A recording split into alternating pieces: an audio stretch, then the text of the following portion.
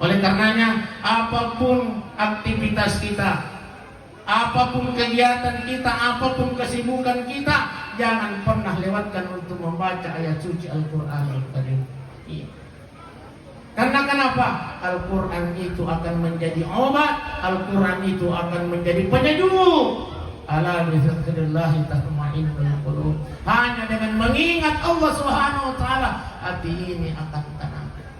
Iya. Masusah-susah pagkalinang itawi, narampi tempat itate, masusah-susah pagkalinang ipayu.